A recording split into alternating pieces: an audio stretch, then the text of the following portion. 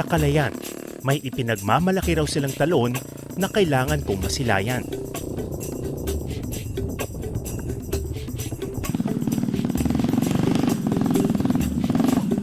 Ito pala ang chismis. Mukhang haba-haba pa to. Ang malakas loob mo dito. Okay na akong maglakad.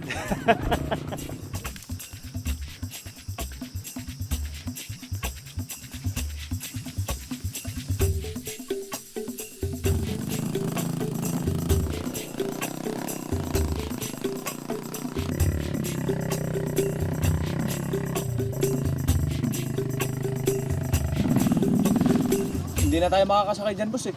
Hanggang dito na lang yung motor, lalakarin na lang natin. Medyo malapit-lapit na raw. Medyo.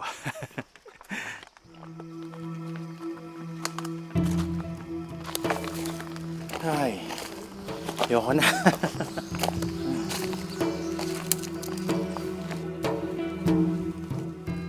Masukal ang gubat na sinuong namin. Pero sa bawat yapak, palakas ng palakas ang tunog ng umaagos na tubig.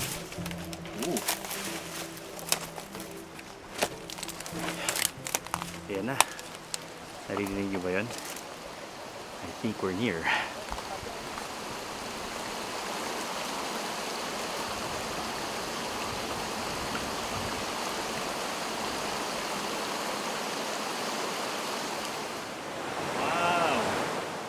Promising. Pero relax lang kayo. Unang level pa lang daw ito.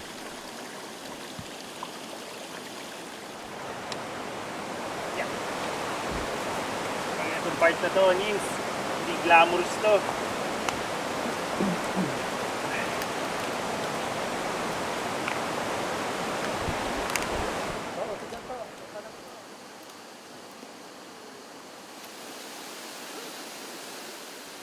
Yung sinabi nila mahirap yung daan, hindi ko naman expect na ganito kahirap.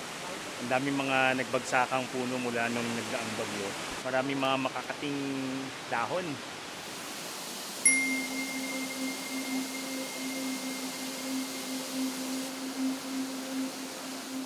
Ito na ang pangalawang level ng talon. Magical! Pero hindi pa kami titigil dito. Ang problema lang ngayon, dahil mukhang di talaga pinupuntahan to, masyadong malalim yung tubig. Abot dibdib daw, so hindi ko alam kung makakalusot pa tayo.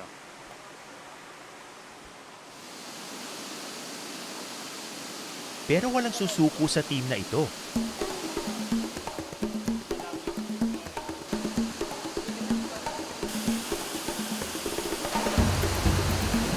Sa wakas, matapos ang halos isang oras ng paglalakad, naabot na namin ang taas ng Nagsarmingan Falls.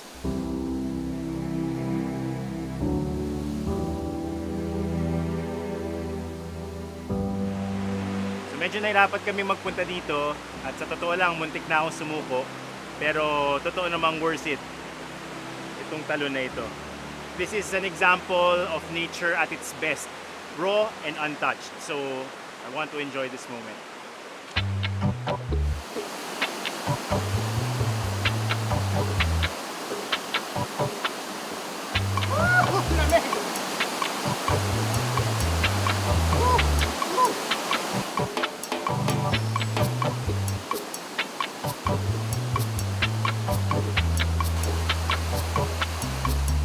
Para makita ang ganda ng talon na ito, kailangan mo na itong paghirapan.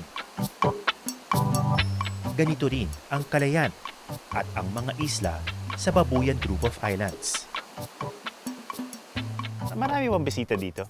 Pag mga summer season, sir, maraming mga turistang pumupunta talaga. Marami din, pero may mga panahong hindi rin masyado. Oo, sir. Pagdating ng mga August by hanggang sa March, Oo. kasi amihan yun, sir. So talagang totaling walang mga Oo. turistang makakapunta, sir. Eh, paano pag gano'n? Hindi matumal ang trabaho? Matumal, sir. Oo. Ano yun? Taghirap kayo pag ganun. Ganun na nga sir, paghirap din. Kapag walang turista, bumabalik muna sa pangingisda ang tour guide na si Ryan. Pero kahit hindi maaasahan ng trabaho, enjoy daw siya sa pagpasyal sa mga turista.